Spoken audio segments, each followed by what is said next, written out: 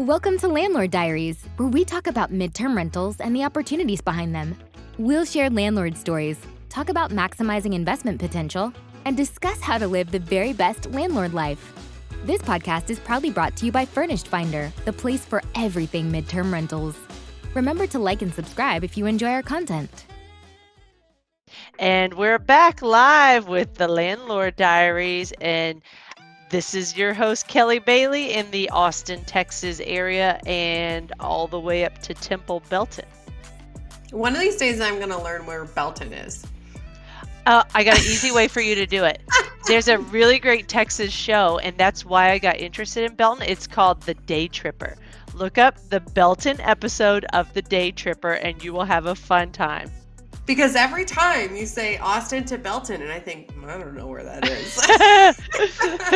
But hey everyone, I am Katie Lyon. I am in the Denver area. Today we get to talk to Zeona'a. Zeona'a is like the queen of midterm rentals. She just got done co-authoring a book about the subject, and she has taken something that obviously here at Furnished Finder, like we embrace like nothing else. But she's taken this and like figured out the ins and outs, and now she's here to share it with the world. So she is incredibly smart, incredibly insightful, and has so much valuable information. So I'm so excited for everyone to listen in. Please don't forget to subscribe and like and comment. We do respond to the comments on YouTube. Everything you can do for our podcast is so very helpful and appreciated. And don't forget that our podcast is brought to you by Furnished Finder. We are the one place for all things midterm rentals, and you never pay any booking fees. Woo woo!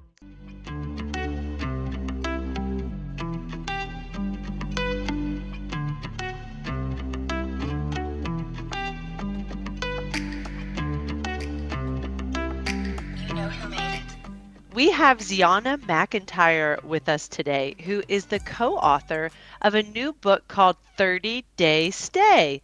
We at Furnished Finder are extremely excited about this book release, as it's all about mastering the medium-term rental, and both ladies are Furnished Finder hosts.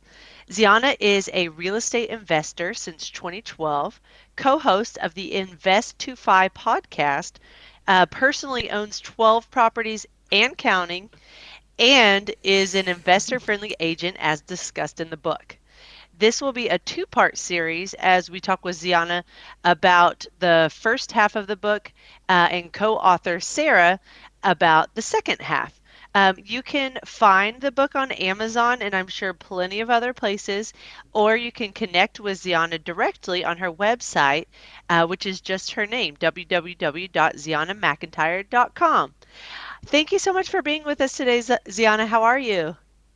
I am so good. Thank you both for having me. This is really fun. Yes, so much fun. I can't wait to hear what extra information you share.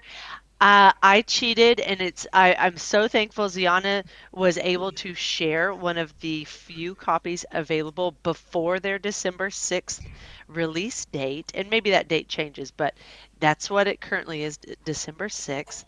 And so my husband and I, since our business is together, we kind of did a weekend retreat and read through the book and have so many great questions for Zeona'a. So the first one is... Did you guys read the whole thing? Not yet, no. In a weekend? Okay, where I was like, wow, that's a lot. I feel like a slacker. Like I got it. I like downloaded it. It's on my phone, like ready to go. And I haven't gotten there yet. But it's okay. We'll quiz you later. Yeah, I'll take the post test. We made it to page 84, so that's where we're at right now. Great. Yes. Love it. Well, part of the foreword is written by Kathy Fetke, which I'm sure many of you are already aware of. And that her statement in the book is, life shouldn't be spent working to collect more money. Let money work for you so that you can collect more fabulous memories. So how has this played out in your life, Zeona'a, through your real estate? Yeah, so you'll hear this both from me and Sarah, but we are like travelers first, and then real estate investors very close second, because we're both obsessed with real estate. But she is a full-time digital nomad. She's literally has no home and just goes from place to place. I'm a little more grounded, but I'm also a little older, so maybe she'll come around. But I've been to 47 countries. It's going to be 48 next week. And I travel a lot, almost 6 months out of the year. And so it's just the ability to do that, to manage our rentals from anywhere in the world, is incredible. So this strategy and Furnish Finder has really made that possible. Awesome. And I That's think awesome. you have 12 properties across 4 states, all mixed between short-term, mid-term, and long-term strategies. So Yeah. why medium-term properties? Why is that your sweet spot in real estate? Yeah, I think just real estate is really cyclical. There's always like a new trend and something else happening. And I think because of where we are right now, with just like pending recession, high interest rates, high cost of homes, this is one of the ways that you can make cash flow. And so investors that are trying to do long-term rentals, it's just really hard to find anything that works, unless you've owned it for 10 years already, and people can't start that way. So doing, Furnish Finder and doing these medium-term tenants really makes it possible for us. And then you don't have the regulations problem that the short-term rental people have to deal with. Can you tell us a little bit of background about how you got started and how you kind of landed in the midterm area? Because I know, everyone has their different stories about how they got started in real estate. And I feel like so many real estate investors, try different things before we all kind of find like the spot that feels like the right strategy. Yeah, so I came from the short-term rental space. I started way back in 2012, and I started with what they call now arbitrage, but it was like renting something that I didn't own. So I had a spare bedroom in a 2-bedroom apartment that my roommate ended up moving out, and I'd heard about Airbnb, and I just said, I'll try it. If it doesn't work, I'll just get another roommate, like no harm, no foul. And I already had everything. I had the furniture and the towels and sheets, so it was really easy. And I fell into it that way and then started buying with the money I was making. But in COVID, it really changed a lot for us as short-term rental hosts. And it was temporary because short-term rentals really rebounded. But in that time, I got to see, wow, this like longer term stay thing, it's kind of cool, So I started having people that were going to quarantine, that were coming back from traveling, that needed more space. So they were going to work from home and homeschool. It was just a lot. Mm-hmm. So they were renting out spaces month to month or, medium term. And that just got me hooked. I noticed it was less expenses. It was easier. So I've kind of not looked back at this point. Love it. There's so much change with COVID, and there's so much, I've worked from home for years even before COVID, but now it's the ability to work from home and homeschool and have a little bit more space. And like you said, like be a digital nomad. If you don't have anything tying you to the place you are, go visit another place for 30 days, 60 days, however long it is. It's much more, I think, talked about and kind of societally accepted, which is really cool to see that, something like that can come from something as awful as COVID that we all went through. Yeah, well, and I saw this stat the other day. Sarah brought it up, my co-author. She said that before COVID, it was like 7% of people were digital nomads or kind of working from anywhere, and it bumped up to over 40%. It's crazy. And so people are like, oh, who's the Furnish Finder tenant? Like, who's actually renting? There are a lot of digital nomads. It's really not only nurses. And I think people get stuck on it's just traveling nurses and, that's only going to work for a subset of areas. Mm-hmm. But it's a lot of different tenants. Yeah. Especially this market, there's so many people who are not ready to buy yet, or, maybe they sold, but they're not, there's just life is not following such a predictable path, I feel like, for a lot of people. And it's, it's created some new demand. Yeah, definitely.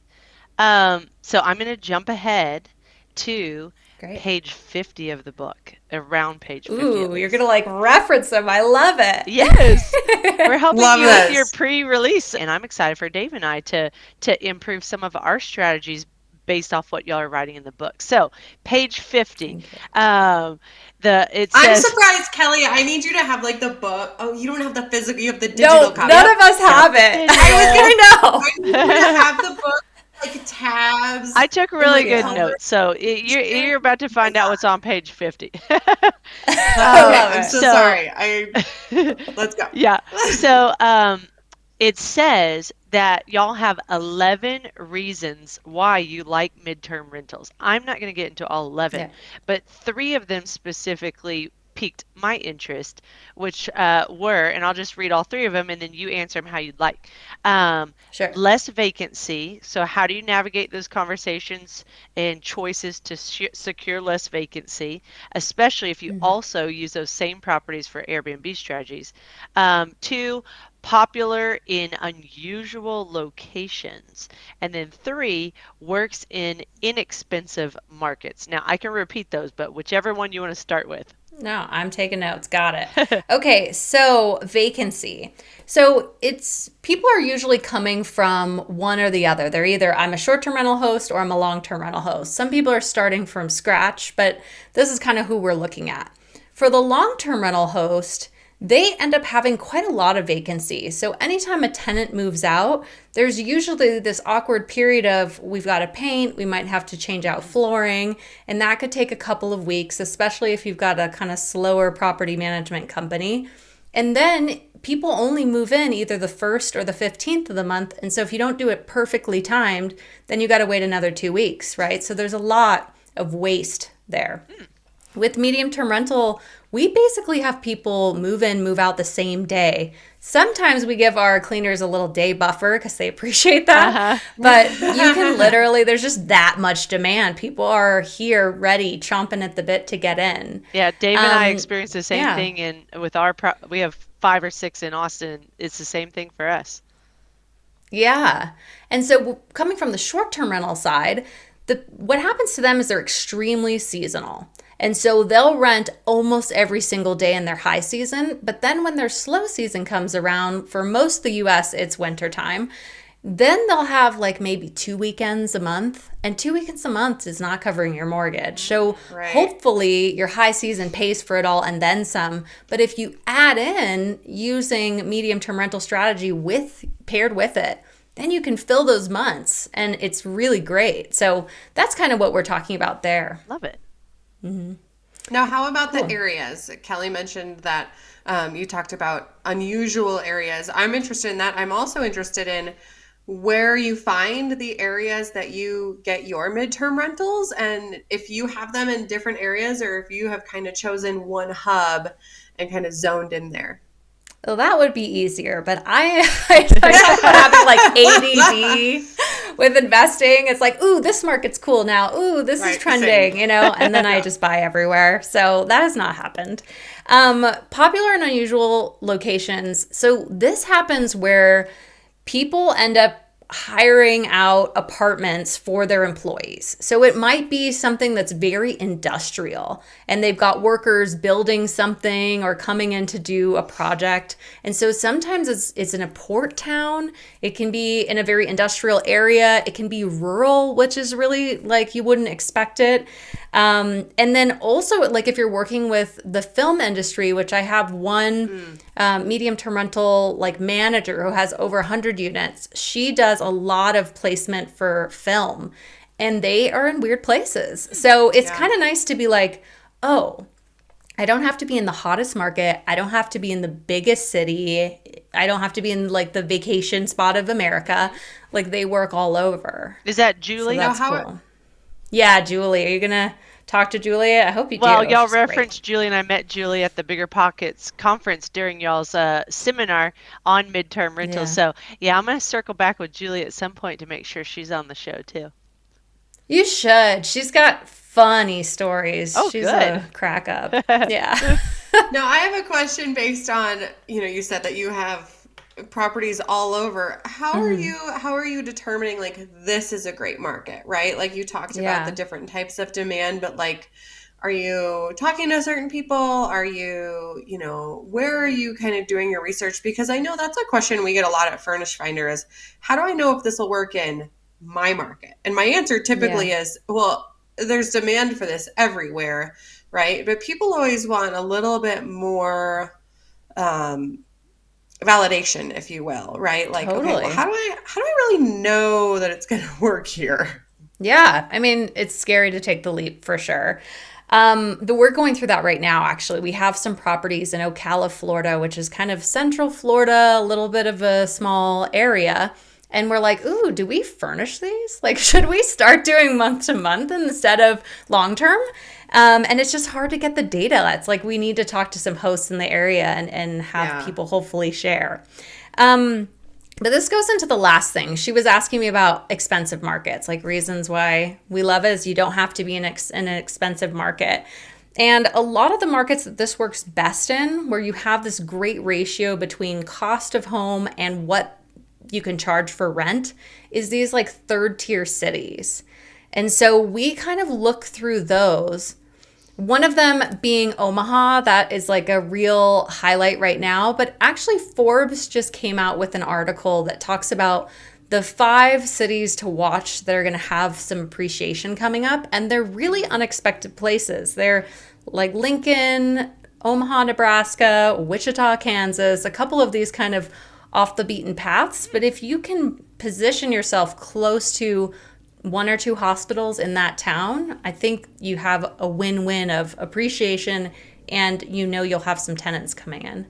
That's a great time to transition into the question that goes along with this of we always like everyone using Furnish Finder knows you want to put yourself close to hospitals, but how do you know which hospitals to put yourself close to if you're analyzing a market? So do y'all have a certain spot you're pulling hospital data from? Like, how do you choose? So at the beginning, I was just saying it's probably good to be close to 2 hospitals or more. So sometimes you'll see hospitals do like a complex and they're just like a cluster where there might be 5 there. And so, we try to say be within 5 miles of 2 hospitals. But now I've started to look into it a little bit more, and there's tiers of hospitals by the amount of beds and everything like that. And I am not an expert on that yet. Okay. But I think that I had also looked at an article that said top 10 largest hospitals, and some of them were in small towns. Right. And so I think if you're starting to look at, okay, what's going to move the needle, how many beds makes it a certain tier, making sure it's not just urgent care, but it actually has enough patients and they'll have traveling nurses. I suspect that you could call the hospital and get an idea, but I think that traveling nurses are in most hospitals. And I feel like you guys would know this. Yeah. So, well, and we do. That's why we like to ask different landlords and real estate investors just to see what all the different opinions are. So if y'all have not listened to the episode, one of our first ones released with Jesse Vasquez, he actually was in the medical field and now is no longer in the medical field and works directly with hospitals and is all about medium-term properties as well. And he's got a podcast and you can follow him on YouTube, all this kind of stuff. But he says watch for level 1 and level 2 because that's going to bring in more your trauma needs and that's where you get a lot of those travelers is what he said on his episode. So just something, a little takeaway. Yeah, this actually is really interesting. We've finished the book, right? But then I found Jesse online. Okay. And he had like responded to a video I did and I was like, oh my God, I didn't know you existed. And then I fell down a rabbit hole, watched all of his content and I was like, oh, it's so cutting edge right now. Things are changing so fast in this little niche of real estate that we're actually releasing a bonus chapter with some of his info because we're like, wow, we didn't know this. So and people great. need to know this. Yeah. Yeah. So it's just evolving. And on Furnish Finder, you can always put in an area and it will tell you the closest hospitals. And then I would assume it's just an easy Google search because what level they are is like public information. Sure. But yeah, that is, I think, clutch because I'm in Denver and I'm thinking like the hospital closest to me is a level 2. And I know for sure there's still some traveling staff, but not as much as the level 1 hospital that like, if you have a stroke, go there. Interesting. So I have a medium term in Denver. I live in Boulder. Yeah. And so Okay. which hospital are you referencing, just so I know? So I'm over by Parker. Okay. And then I'm thinking, Sky Ridge and stuff, those ones are much more, level 1 trauma type focused. Okay, great. Yeah, there is a cluster of hospitals by the Rose Medical Center, and that's where I own a property. Yeah. Right. You can't go, anytime there's a cluster, you can't go wrong because you're just able to, expand your reach a little bit, which is always a good bet. So, okay, let's shift gears a little bit. I know, and I'm assuming you hear this a lot. One of the greatest hesitations that property owners often have when they're thinking about going midterm is, okay, but I have to furnish this place, right? And instantly they see dollar signs, which I completely understand. And I think, it has to be right for the property. But how do you address that? And what kind of advice do you give to property owners? Or how do you go about furnishing your own properties? Yeah, so it's still something that I usually do with an assistant, but we still do it. But we've gotten so efficient at it now that we can drop in, do the place in 4 days and be out. Awesome. So if you're buying everything secondhand, it takes so much longer. But if you're willing to spend a little bit of money and get it all new, you can have most everything shipped to the house. And then you're just really assembling and unpacking, which can happen pretty quickly. So it doesn't have to be terrible. And there's a lot of people that are starting to add services to do furnishing for you. And so that could mean that they just give you their furnishing list. It could also mean that they take all the dimensions and they tell you what to order, or they can even fly out and do it all for you. And so it depends on the tier of how much you want to spend, but there are options. So you don't have to be alone. But how do you make that choice? So I'm gonna get a little bit more specific with that question, because at the Bigger Pockets conference, that was after you and Sarah presented. That was one of the things that people kept asking me is, hey, I have a long-term property. How do I know it's worth it for me to put the 15 to 20K in, or for, maybe a 2 or 3 bedroom, or the 10K or whatever, 5K for a 1 bedroom? How do I know it's worth it in my area when I'm not seeing a lot of listings currently on Furnish Finder? And I really liked what y'all touched on in the book, so I'm going to remind you about it, which is the 6 metrics for medium term rental analysis. And so I'm not going to give y'all the numbers because you need to read the book and see them for yourselves. But it was like population growth, job growth, wage and income growth, rental rates, home values, and crime rate. So how do you actually take those metrics and work it into an area that you don't know if it's a good fit for a midterm yet or not? So how does that all work together? Yeah, so I can use my Ocala property as an example. So also, you guys on Furnish Finder have furnishfinder.com/stats, which lets you see page views and search in that area. So even though Ocala right now doesn't have a lot of listings, it has a lot of searches. And so that makes me feel really confident. And I bought there because of all these reasons that you're saying: job growth, population growth. There was just a lot of metrics that were pointing towards this being a great place, and it has appreciated a lot. But the particular unit we're talking about, it's only bringing in $1,400 a month. And what I've seen on Furnish Finders, it looks like it could be $3,000. And so if we furnish it, yes, it might cost us $12,000. And so we're not necessarily going to be profiting over that right away. But it's I think it's just a no-brainer investment if you can actually get that $3,000 consistently. And I think we can. I think you also have to think about it you're going to bite the bullet for a while, right? Like you said, you're going to be paying yourself back for those furnishings for a while, but depending on how long that time frame is, right? Like if it takes you 18 months to earn back the money you spent on furnishings, well, then you have a furnished property and it's just gravy after that. Right. Yes. I think that's another important thing to keep in mind. And I also think, and you'll have to tell us how you approach this, because there is a wide range of levels you can go with furnishings, right? You can go very, very basic, or you can go very luxury. I think I don't want to speak for you, but let us know your thoughts on that and how you kind of decide where you're going to go on the spectrum. Sure. I'd say that we do stylish. So it's not basic because I've been in this a long time. When I started, it was like college furniture, Right. It was minimalist and it was cheap.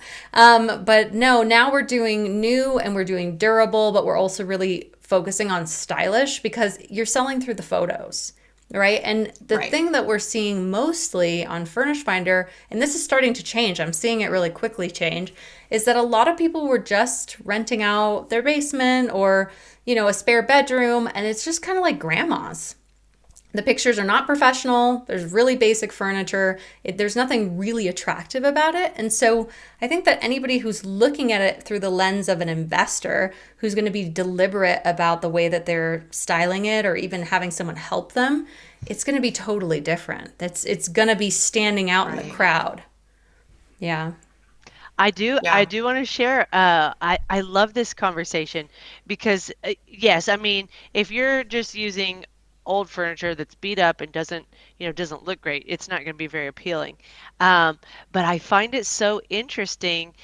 Dave and I typically do more of a homey style where it's attractive, and you have accent art pieces, things like that, but it's not luxury. And what I find interesting about that is how many times people choose homey over luxury. We just had this scenario in our Georgetown, Texas house.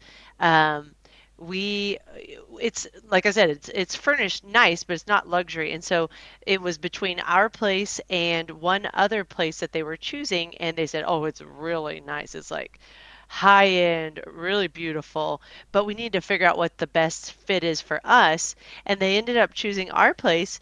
And I just did the same thing. We're traveling, we're going nomad for a month this winter to go skiing, and I had a really beautiful place in Park City, Utah, and it would have been a really really nice podcast background for our recordings. But and the prices were actually the same. It was like one was homey and relaxing and inviting. The other was luxury and beautiful.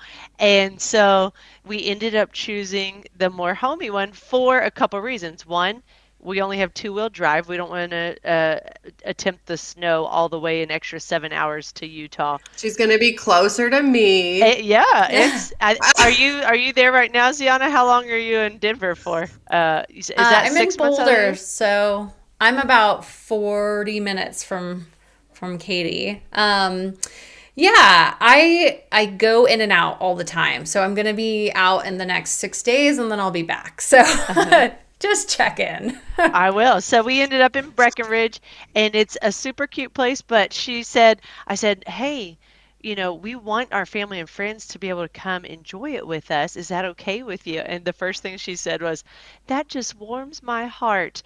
It seems like we're the same type of people. I'm like, yes, done. Yeah. And the other landlord Now, was let the me same. Like, just let super me just friendly. add that from a marketing perspective, because this is just my marketing light bulbs are going off. It's who are you marketing to, Uh-huh. Yeah. right? It's I think know your area, know your target tenant, Mm-hmm. and market to them, right? If you have a property that's in the middle of nowhere, Mm-hmm. maybe don't go super modern, right? Like you need Yeah. to remember who you're marketing to. Mm-hmm. Another tip that I just wanted to add, because Kelly, I don't think we've ever talked about kind of furnishings to this level, but it is a really good point. I like what you're saying, Zeona'a, about investing in some of the furniture and not being able to being afraid to take that cost. Also, a reminder to everyone to think about how long something might take to assemble. I have a very good friend who went through furnishing a property, and they bought a dresser that was a very reasonable price to put in their master bedroom. It took the handyman 5 hours to put together. Oh So my goodness. they could have bought A more expensive a more dresser. expensive dresser that came pre-assembled. So think Yeah. about your time and the people who you're hiring to help you, or even your friends and family who you might be paying in, cookies and beer. Think Yeah. about, your time and what's that worth? Because when you're trying to get a house up for rent, you don't want to spend 6 hours assembling a dresser. Yes. I mean, we've Think definitely about had that stuff, right? Yeah. Yeah, like if we have a furnishing list and we generally order a lot of the same things, but if something is like a big problem to put together, we're like off the list. We're never buying that again, Hard pass. you know? Yeah. Yeah. Yeah. Totally. Well, I think that makes sense. Yeah, one more thing I'd say about our style is that I just really try to make it cozy. Like I think like Kelly's kind of referencing, but a lot of times travel nurses are single, they're by themselves, they want to be safe, and then they want to be comfortable, right? So like all of our beds have throws, all of our couches have throws and lots of pillows, and it just looks really like stylish but also comfortable. Yeah. And let me also say that I'm the one that pulls the listings from Furnish Finder to highlight in emails and stuff. And professional photography, man. Yeah, makes it. It's worth it. It's worth it. Okay, so tell us about the size of your rentals. Which size you prefer and why? Yeah, so I was sticking to 1 and 2 bedrooms, and I just figured the tenant pool would be so much easier there because I would mostly see people that are either traveling by themselves or they have maybe their partner or child with them. And so I was thinking that, man, these bigger units will be harder to fill. But Jesse actually changed my mind on that. So I kind of think any size can work now. If you're going to be making those connections and having contacts to create the big contracts with these companies. So if you're working through insurance and placement agencies, then size probably doesn't matter, but I do stick with 1 and 2 bedrooms in general. So with that, does the cash flow vary depending on if it has, do you try to stick to 2 baths versus 1 bath? Do you see a huge difference in cash flow if it's a 2-bedroom, 1 bath, like washer dryer, if it has and then full kitchen, so some people, how do you choose what you want for your properties based off those iffy criteria sometimes? Yeah, so I think 2 bathrooms always better, but I definitely own 1 bath places, and I don't think it moves the needle really. Okay. I just think that people prefer that, right? Washer dryer in unit, I don't think that matters. And actually, I own a couple condos on purpose where the washer and dryer is a shared thing because then I don't have to maintain it. Like I have some condos that I specifically look for where it's just like everything's shared. They don't have their own water heater, their own furnace. Like it's all just part of the building. And so the only things that could break are kitchen appliances, and they don't. So I find that I like low maintenance where it's really predictable. I'm going to throw in a faux pas. Do you, when you're choosing, because you have property in 4 states, do you take politics or tenant rights per state into consideration at all? A little bit. I think if you're doing long-term rental, it's really important. Medium term, maybe less so, because I have not dealt with any evictions. And I think it's just not as common in our space. And the reason is because people usually have an exit. They have a contract and they're already planning their next stay somewhere else. And so if they're going to overstay, that's kind of where you have these problems with evictions. But they're gainfully employed. They have somewhere else to go. It's not like they're trying to stay.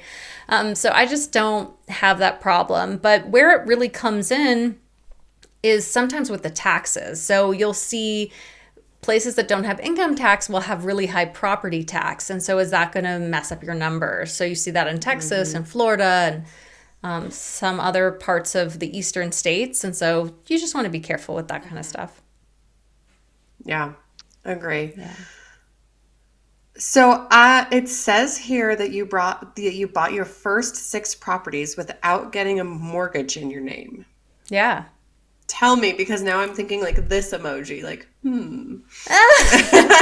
Well, this is actually something I am really learning about now is more creative finance strategies. And so one of the things, because I'm a real estate agent here in Boulder, is that I'm trying to figure out ways to get my clients into properties where they can't quite afford an 8% interest rate, which is like where we're at, right? Or just don't want to pay it. That too, but it does very much change your payment, especially at our price point. It can be $1,000 more than it was just a few months ago. per month. And that's hard. That's hard for people to afford. And so one thing that people can do is they can assume someone else's mortgage. And so if they're trying to sell their house, they can assume that 3 or 4% rate that they already have and continue to pay off the other person's mortgage by buying it. So there are lots of ways to be creative. But when I started, I didn't know that. And I just kind of used either partnerships or private money to get started. So my very first one, I just asked a former landlord for a loan and he gave it to me. So you just kind of ask and you shall receive. You got to get out there and learn a couple strategies and see what might work for you. But partnerships are also really great. I read that section in the book and was very intrigued by it. With the partnerships, and we're right at the cusp of having a few partnerships right now. We are doing our first arbitrage, and then we also arbitrage style because it's a partnership. And then I'm looking at going into business with 2 other ladies potentially, and they're just really amazing ladies. And so where do you start in setting up that partnership? Do you start with a real estate attorney or a partnership attorney? Like, what was the first steps for your partnership? Yeah, so it really depends how you want to structure it. Generally, I don't like to have a partnership with more than one person. I think it gets messy. Okay. And then I think it's important to have an active partner and then maybe more of a silent partner. So that other partner is either bringing the mortgage or cash or whatever. And then the other person is the one who manages it and does all that. Because if you've got 2 cooks in the kitchen, it can get a little confusing. And so I think there's just a few things to work out. Usually people want to go right to having an LLC, and I just don't think that's important. You can if you want to, but you can still do a partnership by just having a partnership agreement. So there's something called an operating agreement, which you can get on Rocket Lawyer or any of those like legal Zooms. So for like a $50 membership, you can just get all the paperwork that you want. Oh, okay. And from there, it actually says like fill in the blank, who's doing what and who's bringing what money and all of that. It's really simple. Wow, light bulb. Yeah. Katie, I probably have stuff like that through Law Depot.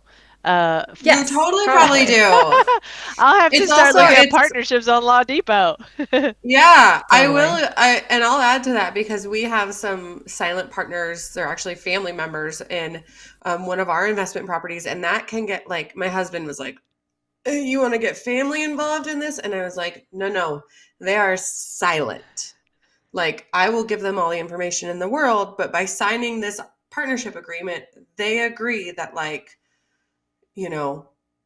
this is your part, this is our part, and going forward. So clear communication and expectations are so key. So tell us, Zeona'a, who have you partnered with in the past, and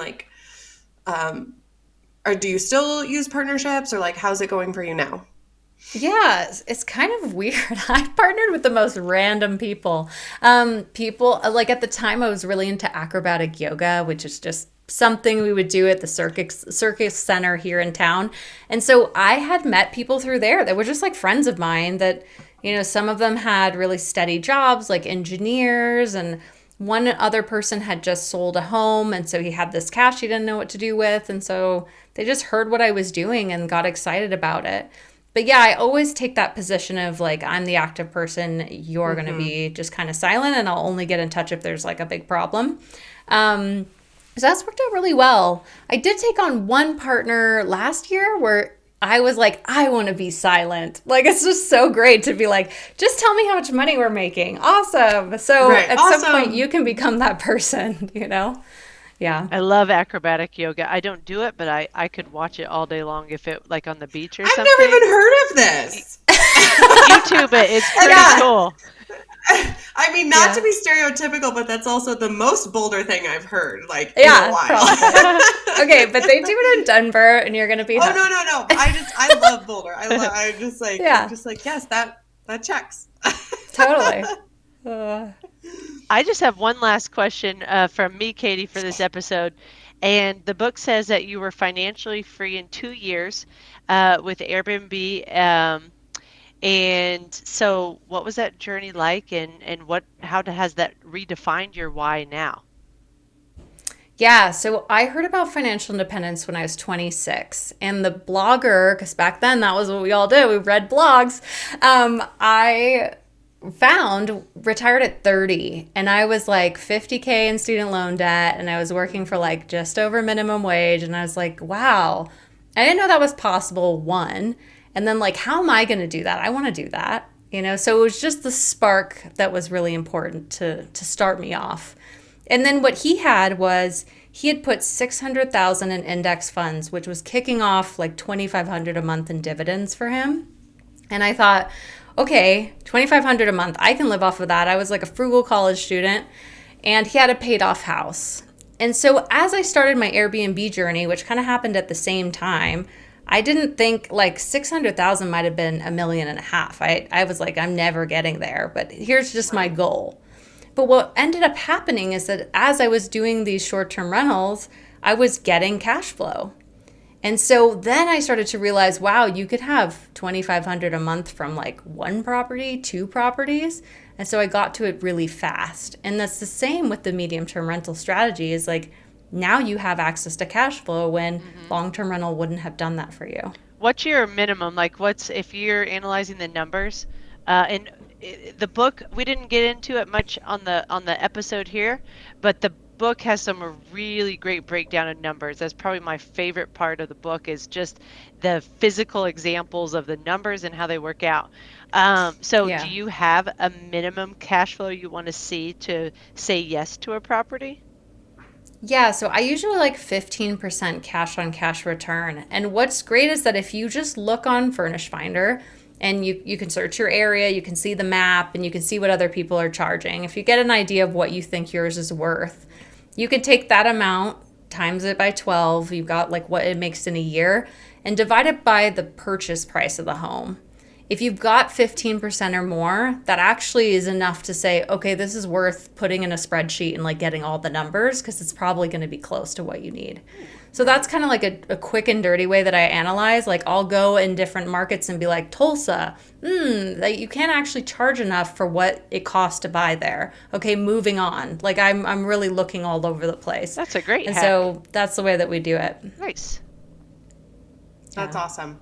I'd love to hear more about other tools you use. You've mentioned Furnish Finder and our stats page, which just if anyone listening doesn't know, it's like the hidden treasure chest. There's all this data that shows you how many people are searching, how many listings, how many are priced at different price levels. So check that out. But there's all sorts of other tools as well. So I'd love to hear, your kind of best, like what's in your toolkit, right? Like if you're evaluating a property or looking for a new market, like what tabs are coming up? Yeah. So basically I'm comping through, Furnish Finder. I'm looking there to see what people can charge because if you look on Airbnb, it's very like nightly rate and it gets confusing. Right. I do now also look at AirDNA a little bit, which is a website where you can get kind of the short-term rental data. And the reason I'm looking there is I'm kind of estimating that I'm going to make the Furnish Finder rate, but what I'm seeing now is that Jesse, who we mentioned earlier, he says that you can make short-term rental rates based on contracts. So if you can get, these relationships built, you can actually charge more. And so I like to see what's the upside. Like I'm going to do all my numbers really conservative, but what could be the better side of it? And so I think that's important. Now, once I own the property, there's a couple of things that I like. I like to have a pricing software and I like to use an auto messaging software.